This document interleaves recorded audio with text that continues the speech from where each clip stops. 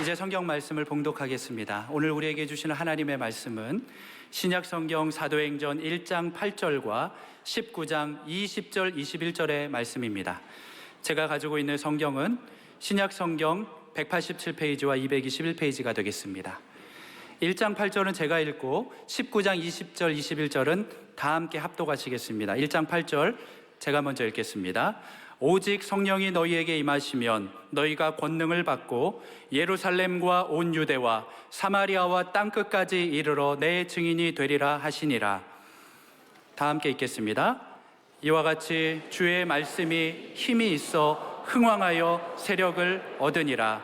이 일이 있은 후에 바울이 마게도냐와 아가야를 거쳐 예루살렘에 가기로 작정하여 이르되 내가 거기 갔다가 후에 로마도 보아야 하리라 하고. 아멘. 사랑하는 여러분, 오늘 본당 들어오시니 어떠세요?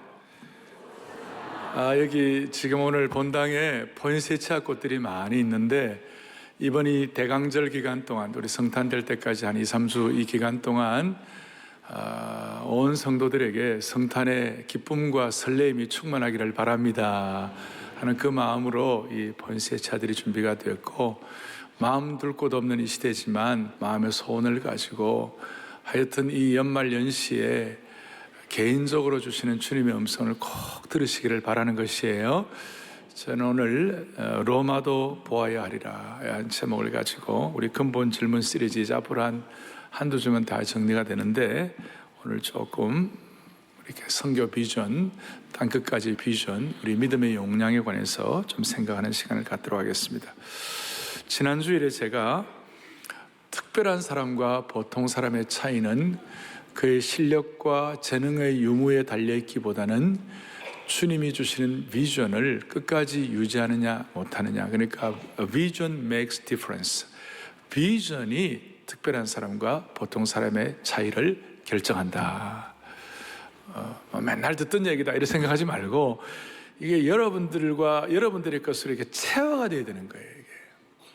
그러니까 이 말씀이 오늘 본당, 별관, 또 여러 곳에서 예배드리는 우리 안성수양관, 저책기도 동산, 또 방송으로 들어오는 모든 분들에게도 이 말씀이 내 것으로 체화가 돼야 되는 것이에요. 아멘. 마귀는 이것이 내 것이 되지 못하도록 온갖 악한 공격과 모략으로 우리를 어렵게 하는 것이에요.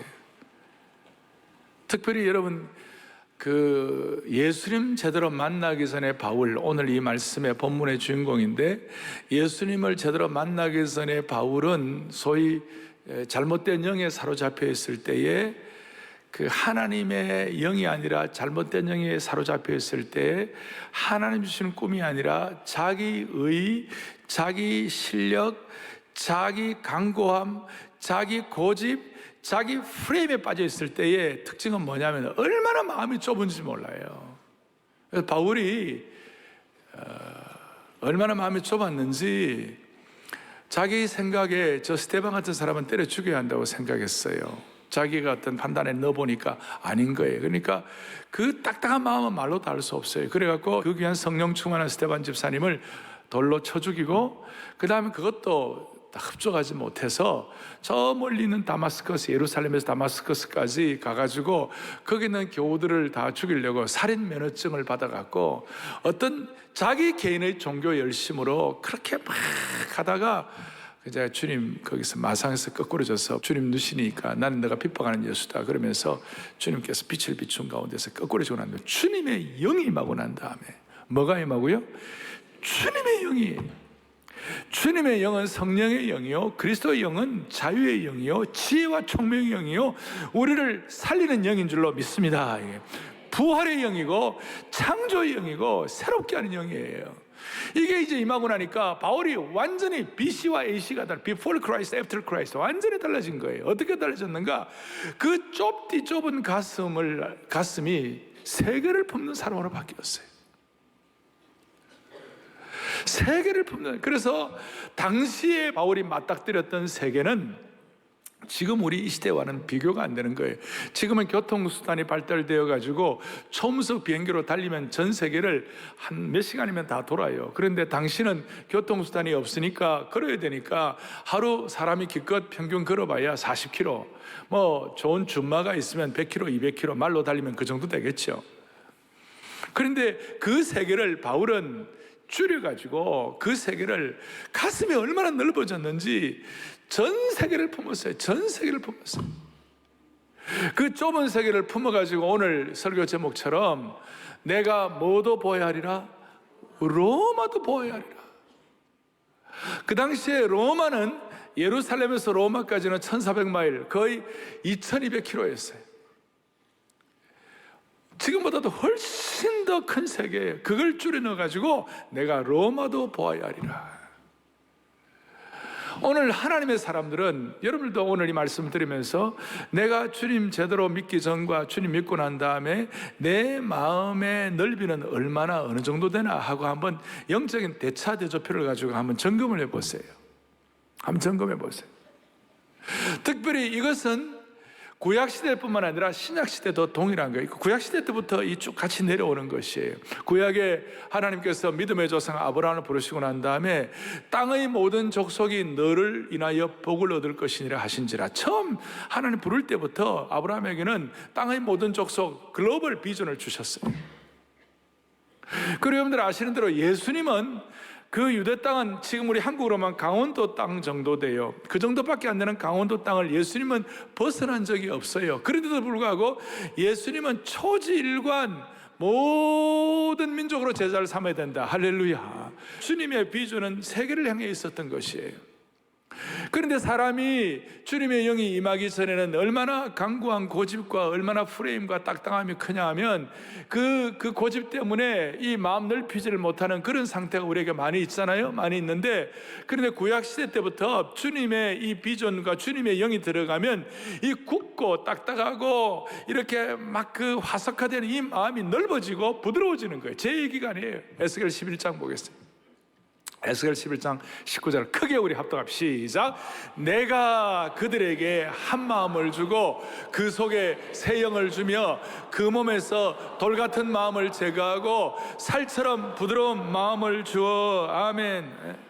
그 다음에 에스겔 뒤에 36장에 보니까 같이요. 또 새 영을 너희 속에 두고 새 마음을 너희에게 주되 너희 육신에게서 굳은 마음을 제거하고 부드러운 마음을. 아멘. 여기 돌 같은 마음, 굳은 마음은 뭘 상징하는가? 우리의 마음에는 쓴 뿌리, 굳어버린 상한 마음, 거북이 등처럼 화석화된 마음, 이런 것들이 다 포함되는 거예요. 이런 마음들이 다 강철 같은 인간의 신념, 인간의 사상, 프레임, 하나님께 반역하고 불순종하는 마음의 이 모든 지배에서 벗어날 수 있다는 것이에요. 무신론적 허무 사상에서 나온 공산주의, 이런 것들도 이 딱딱한 마음을 해결하는 방법은, 돌같이 굳은 마음을 해결하는 방법은 주님의 영이 임해가지고 마음의 용량이 넓어져야만 가능하다 이 말이에요. 그래서 오늘 이걸 좀 정리할 수 있도록 본문을 좀 더 다시 보겠습니다. 오늘 본문 19장 21절에 보니까 내가 무엇도 보아야 하리라? 로마도 보아야 하리라. 바울이 로마도 보아야 하리라, 로마로 가기를 그렇게 원했던 이유가 뭔가? 앞에 로마서 1장 10절 11절에 이유가 나와 있어요. 같이 보죠. 어떻게 하든지 이제 하나님의 뜻 안에서 너희에게로 나아갈 좋은 길 얻기를 구한. 11절 크게요.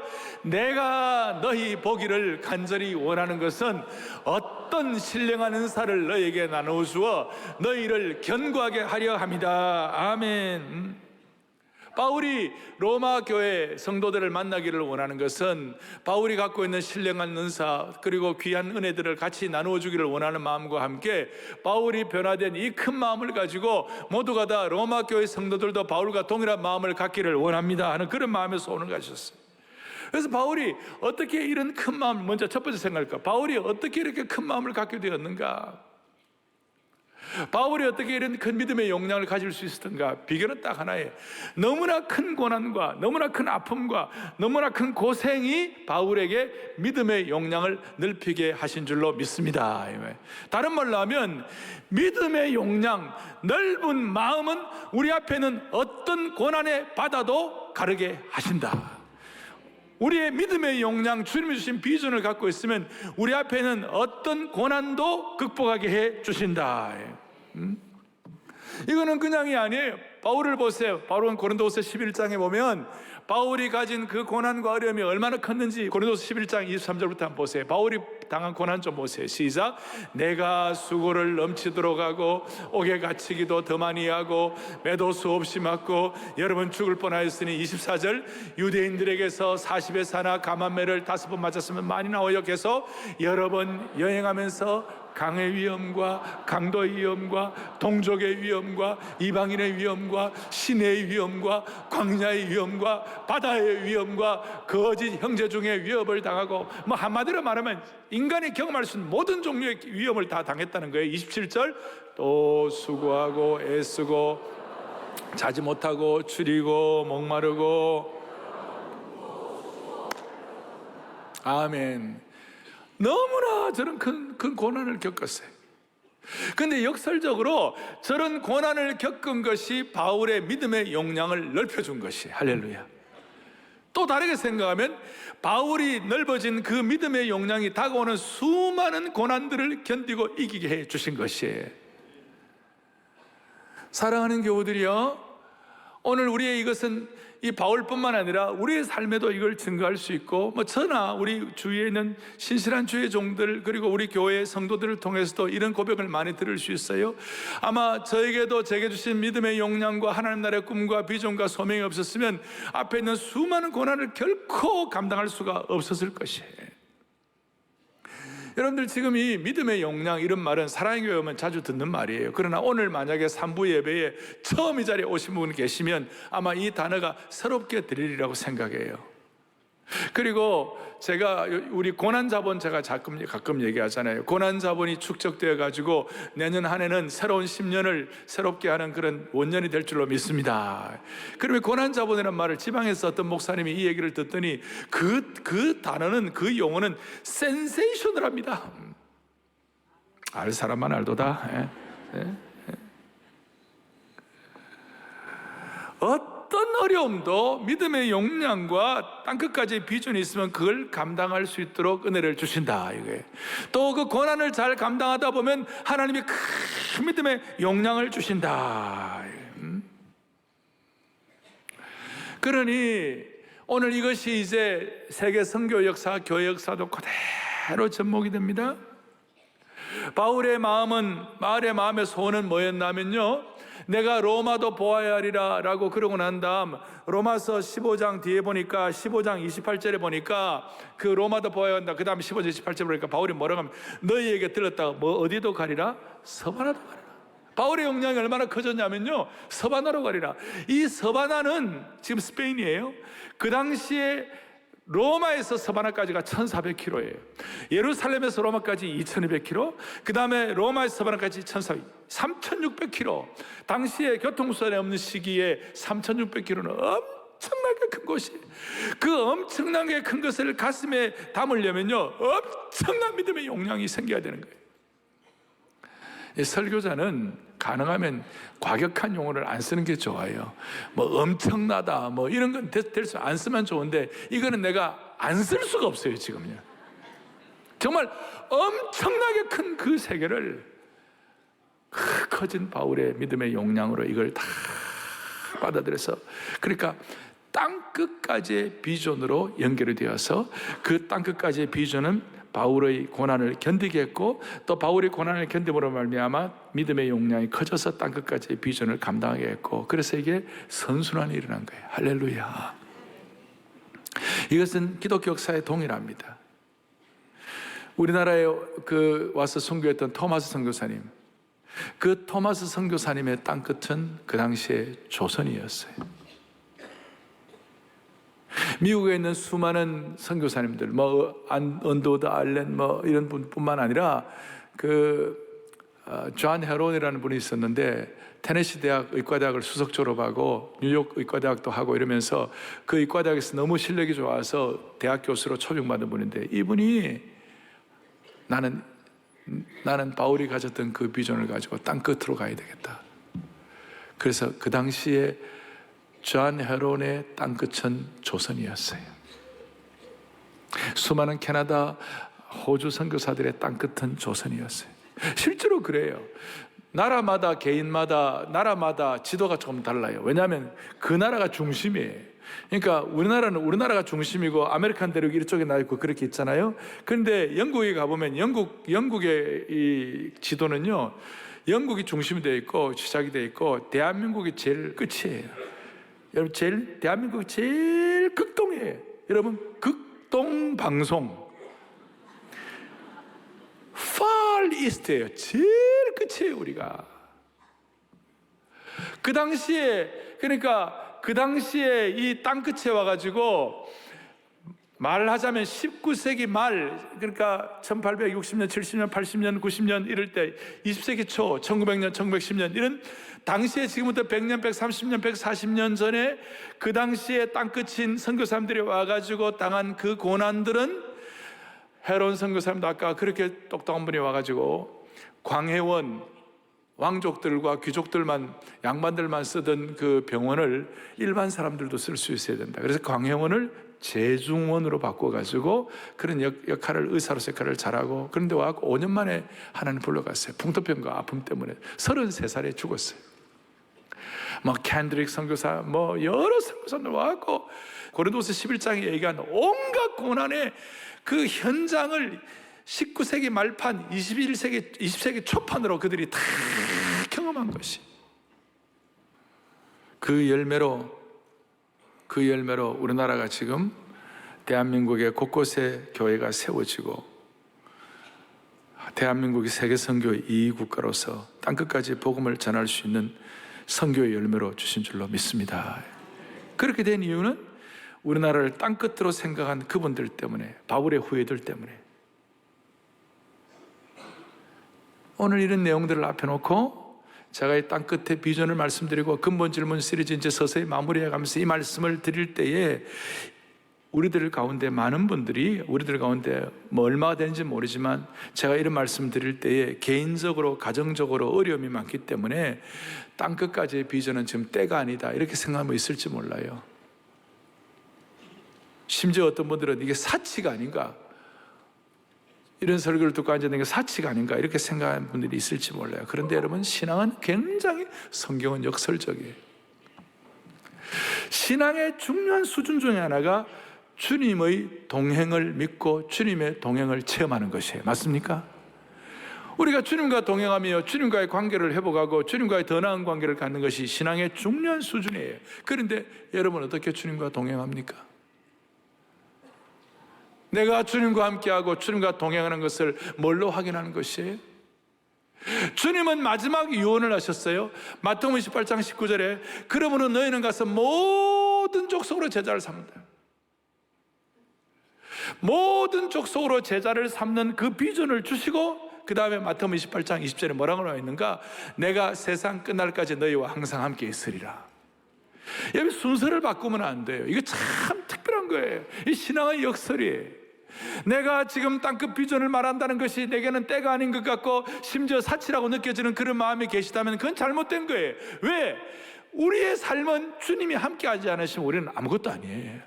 주님이 우리와 동행하지 않으시면 우리의 생각과 우리의 삶의 모든 발걸음은 그건 nothing이에요. 주님이 우리와 동행하셔야 되는 줄 믿습니다, 이거예요. 그런데 어떻게 주님이 우리와 동행하십니까? 순서 바뀌면 안 돼요. 모든 족속으로 제자를 삼다는 이 비전, 19절 좀 보여줘요. 모든 족속으로 민족을 제자를 삼아. 우리가 무슨 모든 민족인가? 우리가 무슨 모든 민족에게 나아갈 수 있나요? 그런데 바울이 이 은혜를 받고 난다. 그 다음에 우리나라를 땅끝으로 알고 온 모든 그 젊은 선교사님들, 미국, 호주, 캐나다, 영국 이런 분들이 땅끝으로 알고 와가지고 그것이 그분들에게는 하나님 앞에 순종할 때 강력한 하나님의 임재를 경험할 수가 있었던 것이에요. 그래서 우리가 주님과의 더 나은 관계, 주님과의 동행을 우리가 소원한다면 오늘 이 땅끝 비전이 여러분들의 실제로 와 닿기를 바랍니다. 주님의 임재가 우리의 것이, 거꾸로 하면 안 되는 것이. 그래서 첫 번째로는 우리의 고난과 어려움은 큰 땅끝까지 비전을 형성하게 만들고, 또 그렇게 형성된 땅끝까지의 비전과 믿음의 용량은 어떤 고난도 이기게 하는 줄 믿습니다. 이거예요. 그리고 두 번째로는 오늘 로마서 15장 28절에 보면 뭐라고 나와 있냐면, 내가 아까 로마도 가야 하리라고, 내가 뭐도 어디 가야 하리라? 서바나도 가야 하리라. 그 당시에 땅끝이 서바나라고 그랬죠. 내가 서바나도 가야 하리라 그러면서 로마와 서바나로 가면서 바울이 가지한 소원이 뭐냐면, 바로 이 다음 29절을 또박또박 같이 보겠습니다. 내가 너희에게 나아갈 때 그리스도의 충만한 복을 가지고 갈 줄을 아노라. 아멘. 놀라운 말씀이에요. 땅끝까지의 비전은 영적으로 물질적으로 그리스도의 충만한 복을 가져다 주시는 것이에요. 제가 여기에 영적으로 물질적으로 하늘의 신령복과 땅에 기름진 것 얘기를 많이 하는데, 바울이 얘기한 그리스도의 충만한 복은 무슨 물질적인 것만 다 포함한다, 무슨 기복신앙 그것만을 말하는 것이 아닌 거 여러분 잘 아시죠? 예. 중요한 것은 그리스도의 충만한 복으로 채워주신다는 것이에요. 여기에는 정서적으로, 육신적으로, 영적으로, 사회적으로 여러분들 생애의 모든 것들을 다 포함하는 충만한 복인 줄로 믿으셔야 되는 것이. 이렇게 얘기할 수 있습니다. 선교가 주체가 되는 나라, 선교의 주체가 되는 나라, 선교회가 주체가 되는 개인이나 공동체는 영적으로 물적으로 오늘 바울이 선포한 그리스도의 충만한 복을 받는 대상이 되는 것이에요. 그러니까 양질의 선교사를 보내고 선교사를 후원하고 선교사를 위하여 기도하는 개인과 나라는 늘 강국으로 하나님이 세워주신 것이에요. 지금 전 세계 선교 1위 파송 국가가 미국이에요.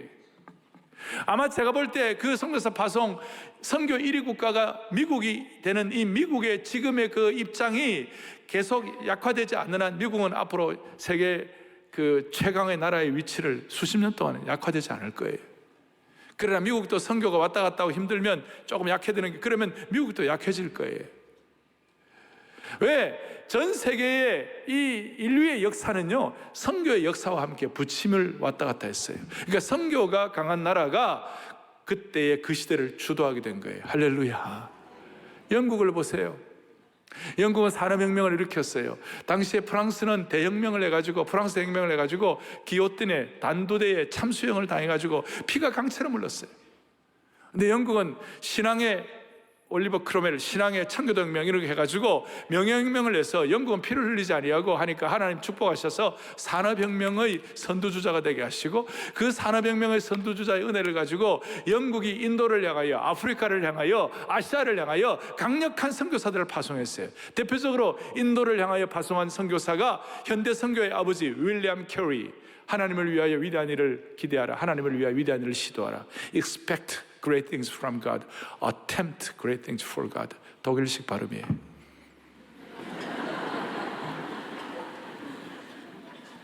이게 뭐 대학 부시 현대 선교의 아버지 윌리엄 캐리, 영국이 파송했어요. 아프리카 선교의 아버지가 누구냐? 데이비드 리빙스턴. 여러분 리빙스턴 들어보셨죠? 살아있는 돌. 리빙스턴. 지금도 잠비아나 짐바브웨 이런 데 가면 리빙스턴의 그 수많은 업적들, 빅토리아 폴, 그 세계 3대 폭포 중에 하나 빅토리아 폴, 거기 가보면 리빙스턴 동상이, 그 빅토리아 폴을 리빙스턴이 발견했어요. 아프리카 선교의 아버지. 중국 선교의 아버지가 누구예요? 허드슨 테일러. 그 중국 선교의 아버지 허드슨 테일러, 그것도 영국에서 파송한 거예요. 그러니까 영국이 선교를 통하여 그 세계를 주도하는 나라였어요. 제가 이 얘기하면 목사님 또 식민지 국가 뭐 그러면 제국주의 여러분 그렇게 얘기하면 안 돼요. 그런 면도 없잖아. 있지만 하나님은 선교하는 나라를 세계 역사를 주도하도록 만들어 주신 것이에요. 독일도 마찬가지예요. 독일은 진젠도르프 백작과 모레비앙 교도들을 통하여 선교하는 정신을 주셨어요. 그리고 이분들은 자비량 선교사들이었고, 그 진젠도르프 백작의 늘 마음은 뭐냐면 직공의 도구를 어깨에 메고 세계 선교지로 나가야 한다. 어린 양 예수 그리스도를 따라 세계 선교를 향해 나아가자. 경제적으로 힘들 때도 자비량 선교하는 그런 축복을 받았고, 그리고 그들의 슬로건은 모든 그리스도인이 다 선교사이며 날마다 일상의 작업을 통해서 그리스도를 전해야 한다. 우리 비즈니스 선교 거기서 나온 거예요. 그러니까 독일이 그 후로 경제적인 부흥을 얼마나 많이 경험했는지 몰라요. 미국은 말할 것도 없어요. 여러분, 미국은 1858년에 미국의 대각성 운동이 본격적으로 시작되었어요. 그 대각성 운동을 주축으로 해가지고 미국에는 SVM 운동이라고 스튜던트 발런티어 무브먼트라고 학생 자원 운동이 시작되고, 그걸 통하여 전 세계에 강력한 선교사를, 교회 역사 역사 이래 최고의 선교사 팀들을 전 세계에 파송을 했어요. 그런데 그 SVM 운동이 될 때까지, 그 이전에 1857년 대각성 운동이 일어나기 한 해 전에 미국은 어떤 나라였는가? 미국은 경제공황으로 1857년 10월에 경제공황으로 은행이 문을 닫고 철도가 파산을 하고 재정적 혼란이 각 도처에서 발생했어요. 정치적으로도 노예제도 문제에 갈등이 가열돼 가지고 남북 전쟁이 폭발해야 되고, 서로에 대한 그 증오심이 끌어올라 가지고 말로 다 못했어요. 미국은 완전히 망하기 직전의 나라로 뒤뚱뒤뚱거렸어요. 그게 대각성 운동 1년 전에. 그런데 1857년도에 그 어려움이 있어요. 근데 1년 뒤에 제레미야 램파이어라든지 그 다음에 이 대각성 운동을 통해서 그 일이 은혜를 받음으로 말미암아 1886년도에 여러분 D.L. 모디 선생님과 그 다음에 A.T. 피어슨 선교사님, 이분은 선교와 설교에 대해서 유명한 분인데, 이분들이 중심이 돼가지고 헐몬산 컨퍼런스, 헐몬산 수양회를 통하여 그때 전 미국과 캐나다에서 대표로 온 250여 명의 대학생들, 딱 250여 명의 대학생들을 해가지고, 그리고 그 중에 대표 50명을 해서 SVM 운동을 시작했는데 1888년에 시작이 됐는데, 그때 의장이 존 모토는 노벨 평화상을 받은 사람이었어요. 존 모토가 이 학생 선교 자원 운동의 의장이 돼가지고 2만여 명 이상의 선교사들이 우수점이라고, 그 존 모토가 SVM을 일으켰을 때 그때 5가지 전략이 있었는데, 그 중에 3가지를 얘기하면, 첫째, 모든 학생들로 하여금, 대학생들로 하여금 해외 선교에 대한 꿈을 갖게 한다.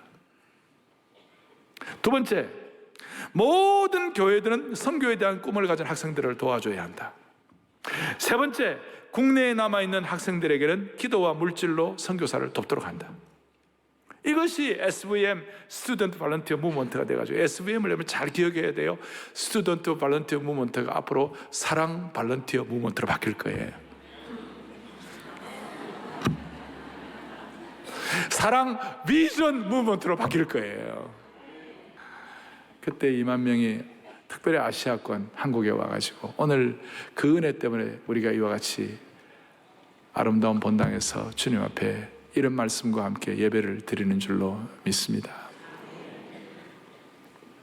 그리고 그 피어슨이라는 선교사님은 지금부터 110여 년 전에 한국에 성경 가르치러 나왔어요. 나왔다가 나중에 피어슨 성경학원이라고 만들고 피어슨 신학교를 만들고, 그 피어슨 신학교가 지금 평택대학교의 전신이에요. 자, 생각해 봅시다. 지금 우리나라의 현실을 생각해 보자고요. 우리나라는 지금 OECD 참 경제 선진국 OECD 국가 중에서 술을 가장 많이 마시는 나라, 이혼율이 1위인 나라, 술 소비량 1위. 러시아는 더 많이 마시는데 러시아는 OECD 안 된 걸로 알고 있어요. 이혼율 1위, 자살률 1위, 출산율 세계에서 가장 최저, 거꾸로 1위. 인터넷에는 음란함이 넘치는 나라, 뿐만 아니라 유일한 분단 국가로서 이념 때문에 크게 나라가 분열되어 있어요.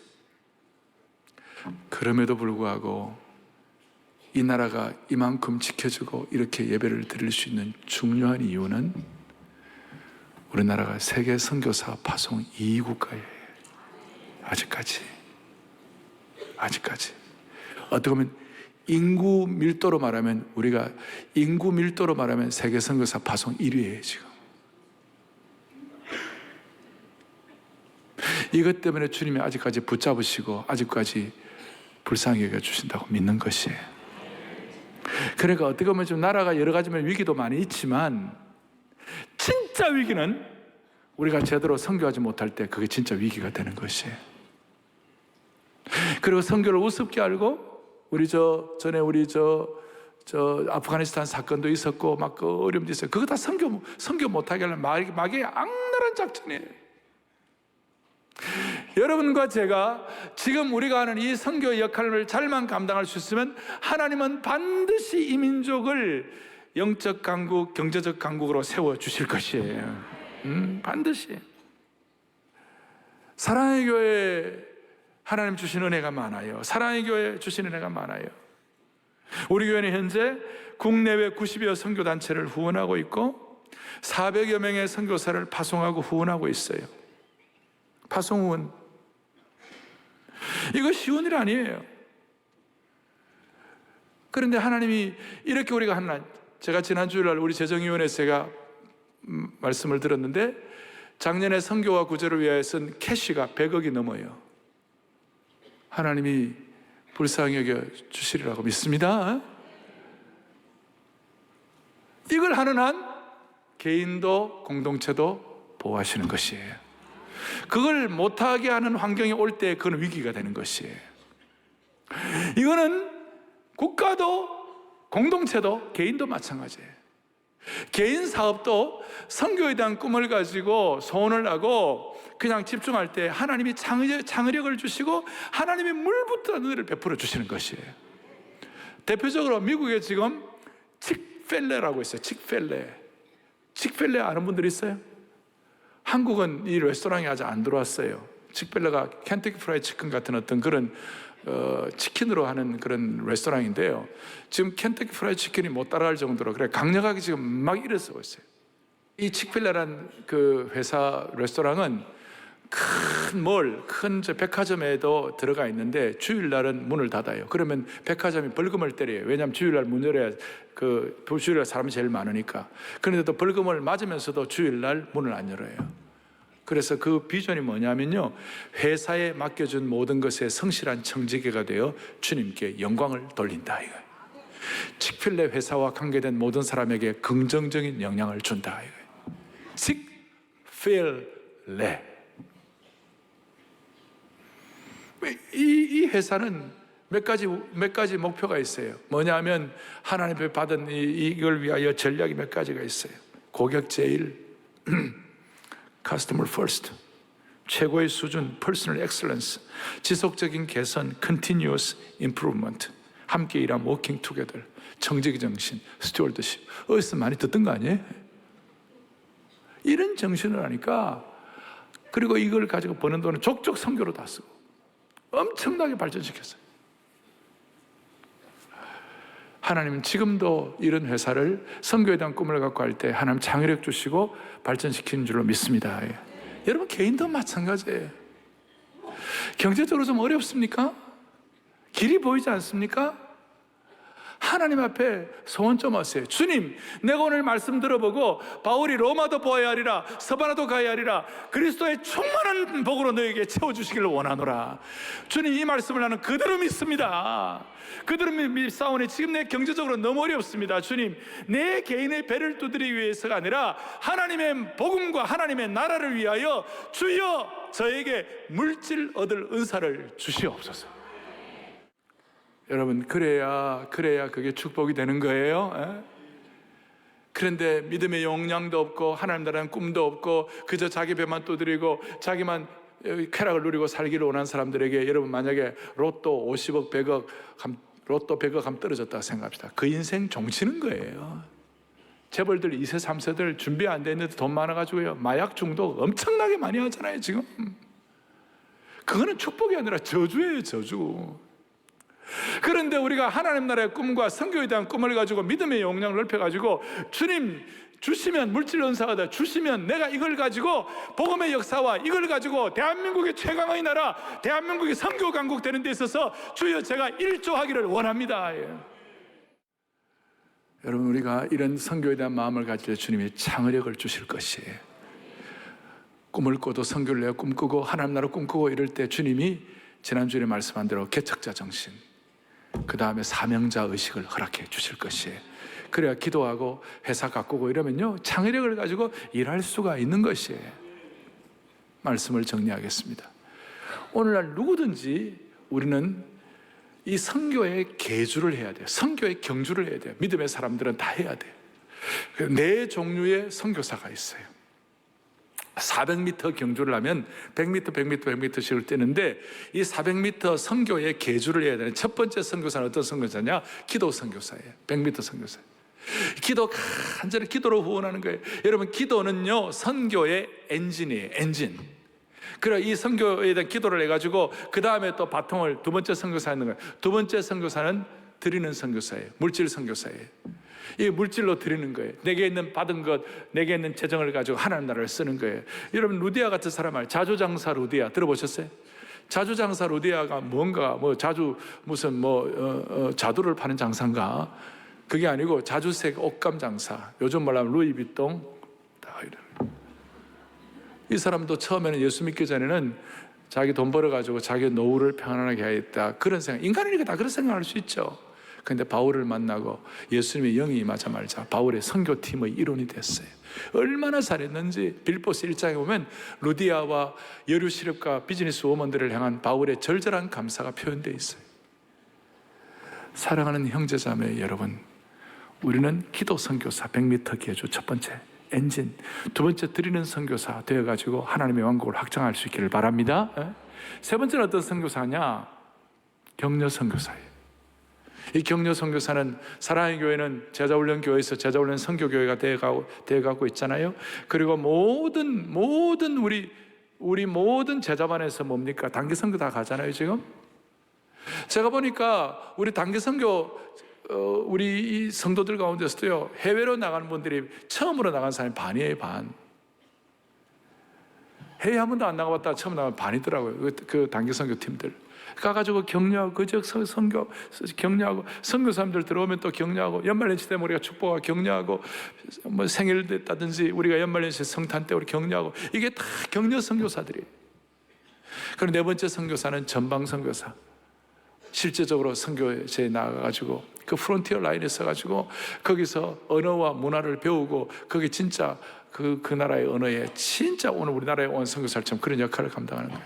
요즘은 또 거기에 뭐가 포함됩니까? 다문화 선교권, 중앙아시아나 동남아시아나 이런 데서 온 여기 있는 사람들, 오신 분들을 우리가 훈련시켜가지고 우리가 내보내는 거 아니에요?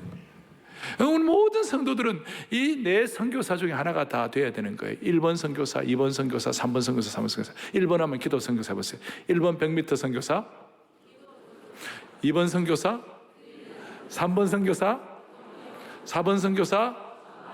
우리는 다 이 넷 중에 하나가 다 포함되어 있을 거예요. 1번 기도 선교사, 손 들어보세요.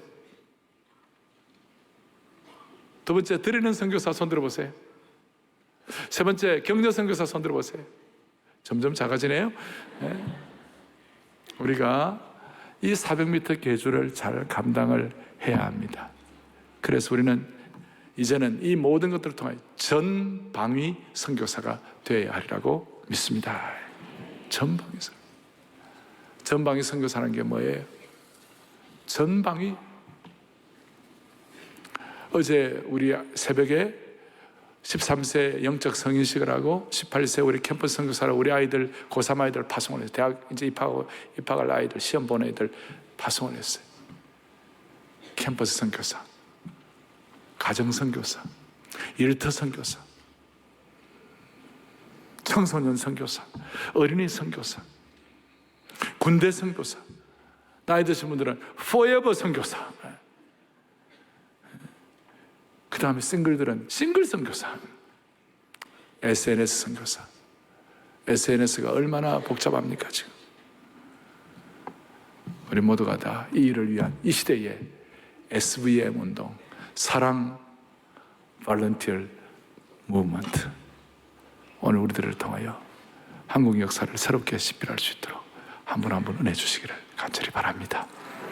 두 손을 다 펼치시고, 존귀한 주보혈이 내 영을 새롭게 하네. 존귀한 주 성령이 내 사명을 새롭게 하네. 존귀한 주 성령이 내 비전을 새롭게 하네. 이 시간 이 찬송을 하면서 다시 한번 믿음의 용량을 넓혀가지고 주님 앞에 주님의 임재를 체험함으로 은혜의 선순환을 감당하는 거룩한 주의 종들 되기를 소망합니다. 자, 손을 펼치시고 존귀한 주보혈이 존귀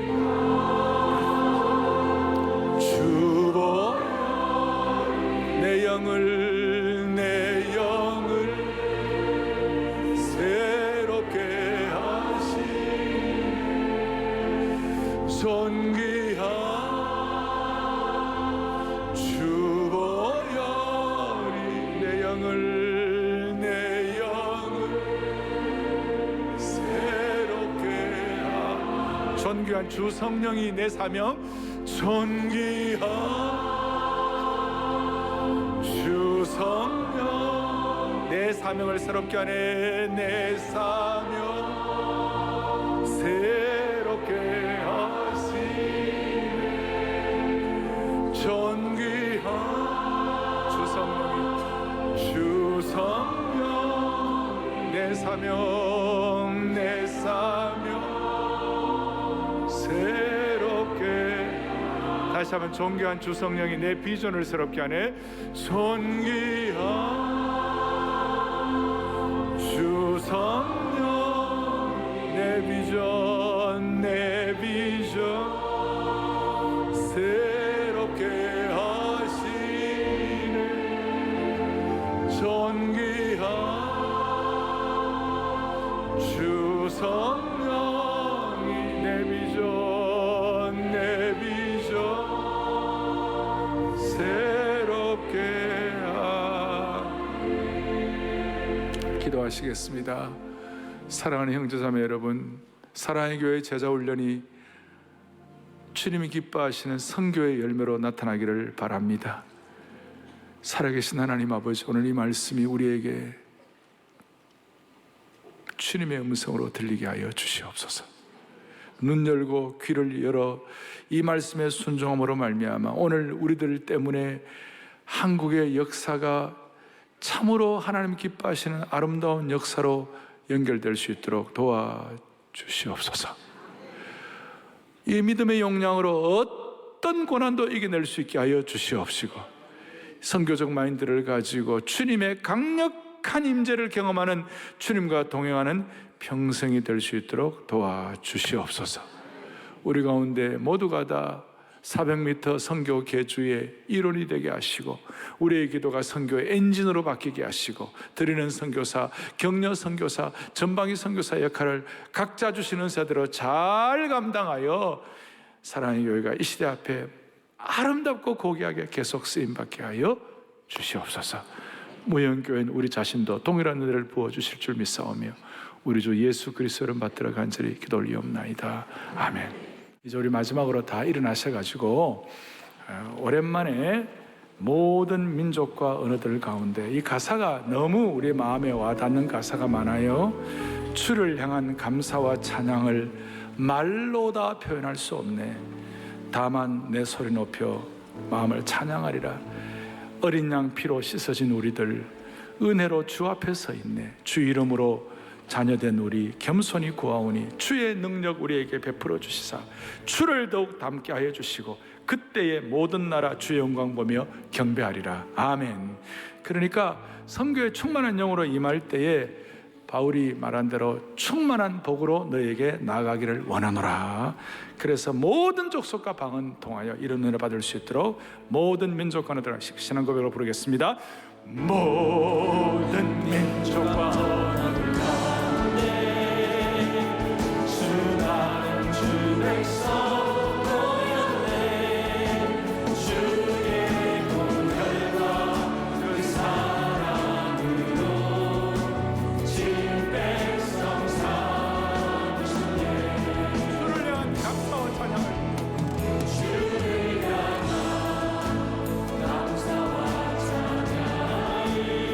날로 난 표현할 수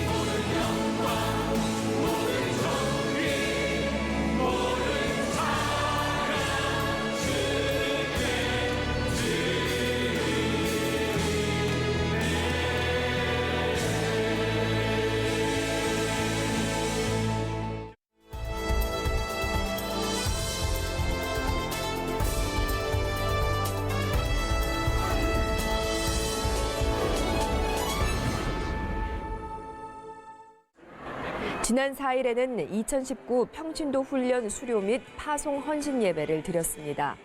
가족과 기도 후원자, 다락방 영가족이 함께 자리에 감사와 축하를 나누고 기념사진을 찍으며 수료의 기쁨을 함께했습니다. 오정현 담임 목사는 훈련을 마친 후에도 말씀으로 영혼을 섬기는 사명자의 삶을 살아야 한다고 강조했습니다. 사역반 하시기 전에 영혼을 향하여 보는 그 시각과 사역반을 마치고 난 다음에 한 영혼 한 영혼을 보는 시각이 어떻게 바뀌었습니까? 정말 한 영혼 한 영혼을 내가 복음을 전해서 내가 예수님의 제자가 되는 것처럼 저분들이 영혼이 구원을 받고 제자가 되도록 해야 되겠다. 정말 내가 이 복음 전거에 모든 걸 걸어야 되겠구나라고 생각을 했고요.